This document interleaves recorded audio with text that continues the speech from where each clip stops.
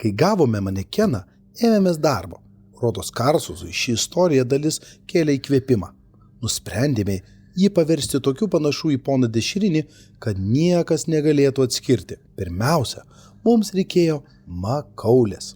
Todėl panaudojame krepšinio kamalį iš asinio kostiumo. Bet pritvirtinę ją pamatėme, kad vis tiek kažko trūksta. Toliau pasakojo Simas. Ir tas kažkas buvo žinoma vešli ševeliūra. Laimė, turėjome peruką iš kostiumo. To Alfredo Rubinšteino. Bet nors ir su plaukais, mūsų ponas Dešrinis atrodo kaip baidyklė, pasakojo Lukas. Tada pagalvojame, kad jeigu jis negražus iš veido, tegu bent būna įspūdingų kūno formų. Su Karlsonu pasiėmėme savo oficialiaus Mončito šalmus ir pririšome jam prie pečių. Dabar atrodė, kad jis su didžiuliais bicepsais, su tokiu raumeningu niekas nedrįks turėti reikalų. Ir galiausiai rūbai, įsiterpė Klaudija. Nusprendėme aprengti jį kosmonautės kostiumu, kurį vilkėjau. Bet nepagalvojame, kad šis jam bus per mažas, todėl paskui suvilkome jam į visus kitus kostiumus. Galų gale teko bėgti atgal į rūbinę ir apsirengti paprastais drabužiais, nes būtume likę tik su apatiniais vidury baltos dienos. Esmė ta, kad mūsų pastangomis buvo sukurtas ponas Dešrainis 2, pareiškė Simas. Visa šutvė džiaugsmingai sušuko valio. Tai buvo šauniausia karnavalo iškamša per visą istoriją. Net buvo gaila, kad ją sudegins. Irgi labai entuziastingai pridūrė Lukas. Tiesa, turėjome vieną mažytį ir nereikšmingą trūkumą. Kokį? Labai susidomėjusi paklausė Viktorija. Buvo visai nepanaši į poną Dešrinį, atsakė visi kartu. Bet vis tiek padarėme viską, kas buvo mūsų valioje, tarė Lukas, ir nunešėme poną Dešrinį 2 į sandėlį laimingi, kad išgelbėjome karnavalinį šventę. Nors katastrofą sukėlėme mes patys, patiksino Karlsonas. O tada supratome, kad šokiais ir iškamša džiaugsis visi išskyrus mus. Lukas susiėmė rankomis už galvos, nes mes likome be karnavalo drabužių. Lukas vaikščiojo ratais po Viktorijos kabinetą ir pasakojo toliau. Kartkartėmis nuo kėdės pašokdavo vis naujas padūkelis ir tęsdavo pasakojimą nuo tos vietos, kur baigė ankstesnysis. Tai priminė sportinę estafetę, tik jos dalyviai užuot pakaitomis bėgę pasikeisdami kalbėjo. Svarbiausia, kad visiems kažkaip pavyko susistiguoti ir daugmaž suprantamai dėstyti savo nuotykių peripetijas. Viktorija atrodė neįtikėtina, kad jie per vieną vienintelį pusdienį sugebėjo tiek visko iškrėsti ir ji nekantravo išgirsti, kas bus toliau. Pasirodė, kad mes, liūdnai tarė Simas, vieninteliai Padūkelių mokyklos mokiniai, karnavalo dieną neturintys kostiumų. Tada, nusiminę traukdami iš sandėlio, pamatėme kažkokius 2 mažius, lakstančius kolidoriumi. Tai buvo mano jaunesnioji sesuo Iva ir Luko jaunesnysis brolis Matijas. Juos dar vadina mini padūkeliais. Baisiausia porelė visoje mokykloje amžiaus grupėje nuo 0 iki 5, paaiškino Lukas. Kokie puikūs jūsų kostiumai, pareiškė jie mums. Jūs persirengė kaip padūkelių šutvė, ar ne? Tiesiai 10. Jūs labai panašus į save. Kaip visada, taip ir nesupratome, ar jie tyčiojasi, ar tik šiaip trenkti, tarė Klaudija. Bet keisčiausia buvo jų išvaizda, toliau pasakojo Simas.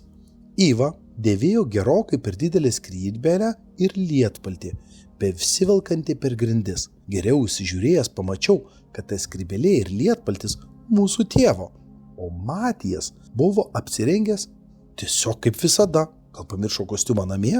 Pasirodo, kad ne, atsakė Karlsas. Pasak Ivos ir Matijaus, jie buvo vaikai, kurie užlipę vienas kitam ant pečių atrodė kaip suaugęs žmogus, nors ir nelabai įtikinamas.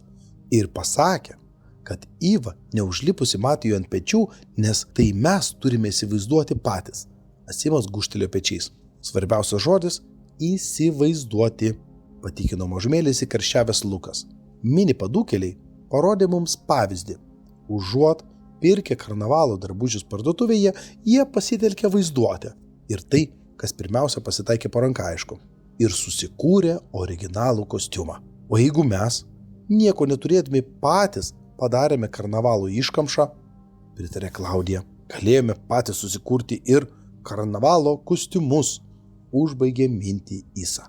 Viktorija giliai įkvėpė ir patogiau įsitaisė. Bent jau tiek, kiek buvo įmanoma krėslę su pagalvėlė be pūkų. Pagaliau jis sužinos, kodėl padūkeliai taip keistai atrodo. Išmušė tiesos valanda, tarė Lukas. Jei norėjome susikurti kostiumus ir spėti į šokius, buvo svarbi kiekviena akimirka. Reikėjo iki milisekundžių apgalvoti kiekvieną žingsnį ir veikti darniai, lyg būtume vieno rūpestingai sutepto mechanizmo sraigteliai. Jokio lakstymo po vieną aikštelėje pasigriebus kamuolį, paaiškino Simas. Pirmiausia, toliau kalbėjo Lukas, reikėjo pasiskirstyti į komandas ir paieškoti, iš ko darytis kostiumus. O kad nuspręstume, kas su kuo bus komandoje, metėte burtus, kas ištrauks trumpiausio šiaudelį, sušuko kiti, taip pat ir Viktorija. Į misiją, dėstė Lukas, buvo išsiųsta komanda Bravo.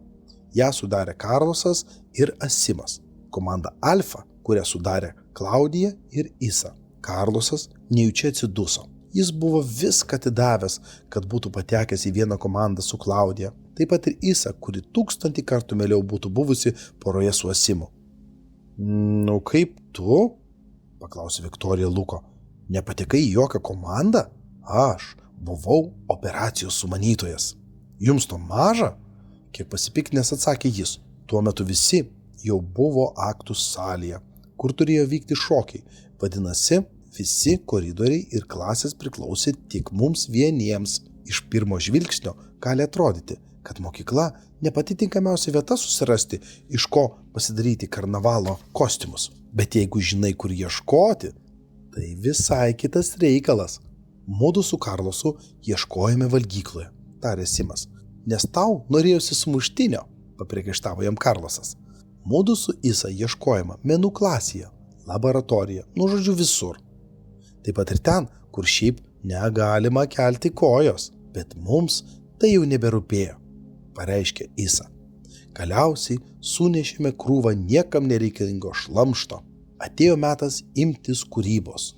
Lukui sublizgo akis. Aš atėjau kaip kosmonautė, pradėjo pasakoti Klaudija. Ir norėjau, kad naujasis mano kostiumas būtų vienaip ar kitaip susijęs su kosmosu, nes jis man baisiai patinka. Man prieš akis metėsi krūvelė anglių, iš mokyklos katilinės kreidos likučiai, balti dažai, kartono lakštas, kurį pavyko rasti menų klasėje ir galiausiai gimnastikos lankas, aptiktas sporto salėje. Klausimas buvo, ką iš viso šito padaryti.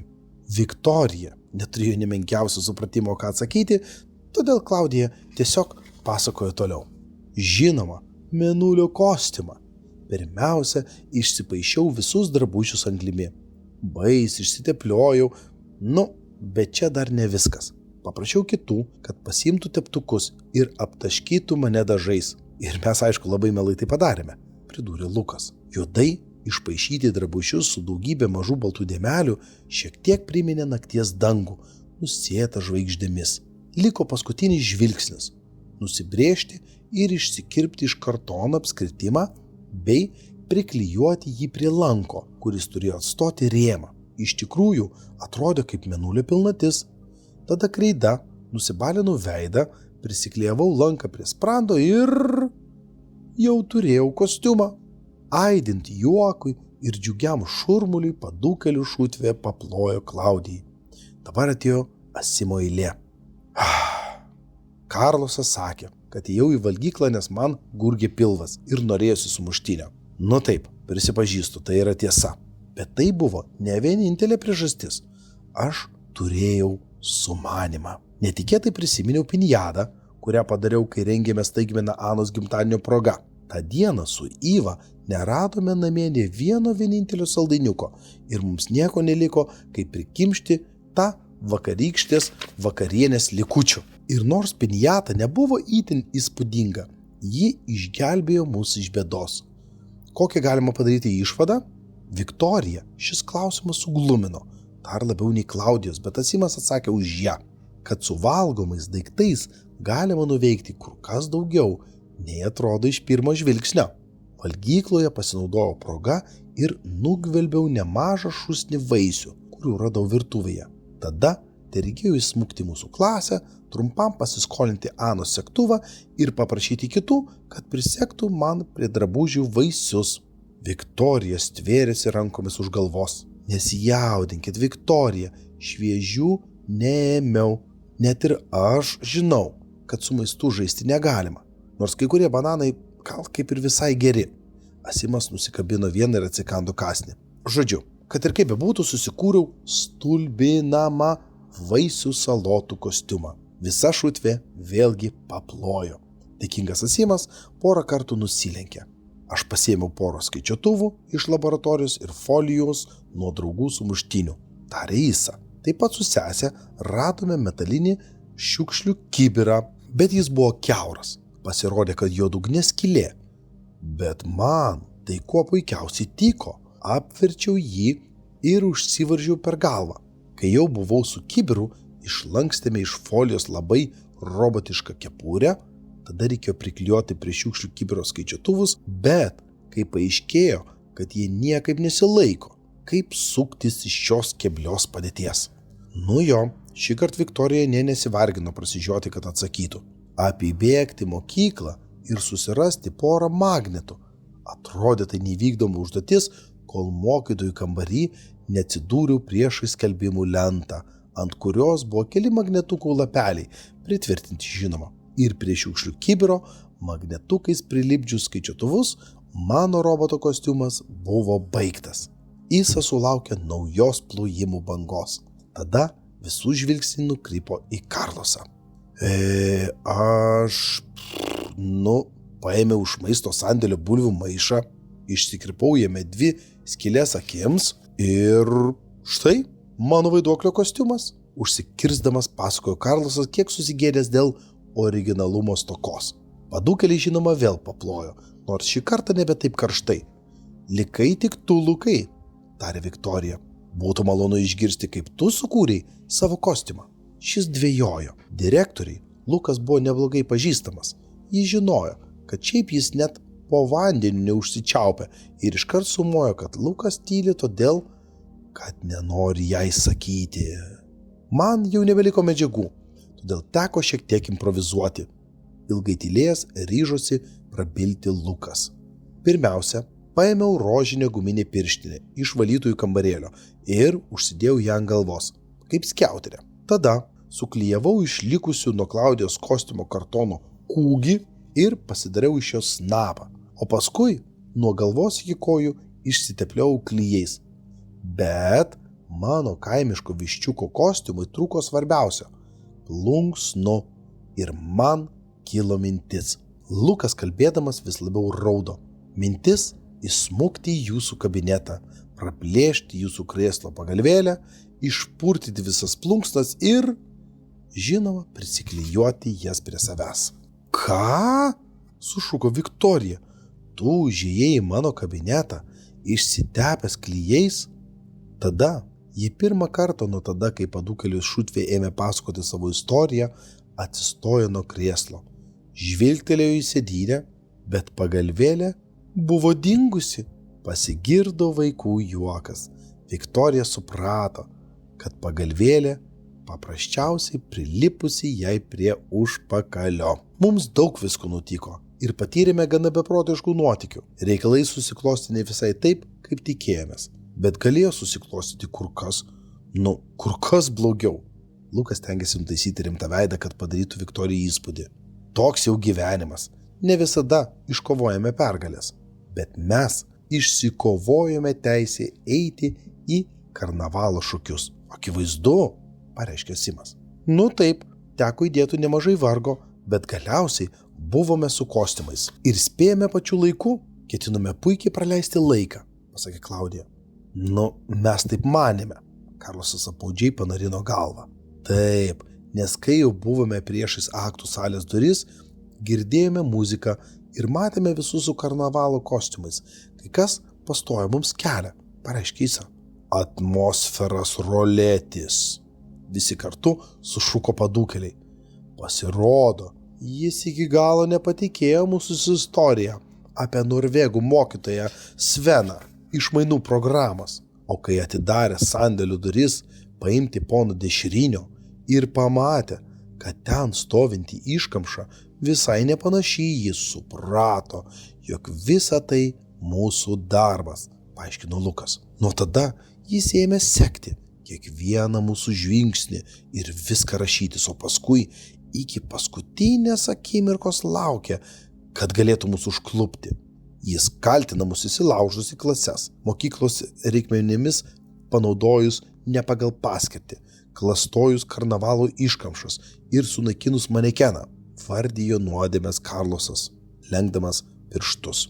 Ir tada jis atvedė mus į jūsų kabinetą, o paskui pasirodėte jūs. Aš paklausiau, ar jūs persirengusi kaip piktoji bobutė, o jūs atsakėte, kad atėjote be kostiumo. Ir aš pasakiau, kad viskas prasidėjo nuo karnavalo fotografijos konkurso. Vėliau visi ėmėme kalbėti vieni per kitus, o tada jūs pasakėte, kad paaiškintume viską po vieną. O aš jums pasakiau. Jau atrodė, kad Lukas vėl viską dėstys iš naujo, todėl Viktorijai teko maldaujamų gestų jį nutildyti. Viktorijai nepratarė nė žodžio. Susikaupusiu veidu ir su prilipusia prie užpakalių pagalvę, ji ėmė labai lėtai ratais vaikščioti po kabinetą. Kartkartėmis pakeldavo akis ir žvilgtelėdavo į vaikus, kurie ją stebėjo klausiamaisiais žvilgsniais. Tada vėl jas nudelbdavo ir panirdavo į savo mintis. Draugai iš padūkelių šutvės, apimti nerimo, visus nagus nusikramtė. O ką jiems pasakys Viktorija? Galiausiai po kelių amžinybę trunkančių minučių direktorė nutaisė griežtą veidą, atsikrenkštė ir štai ką pasakė. Vaikai, bijau, jog kaltinimai, kuriuos pareiškia tai yra gamtos mokslų mokytojas, yra pagristi. Padūkeliai susiėmė rankomis už galvų. Jie žuvę.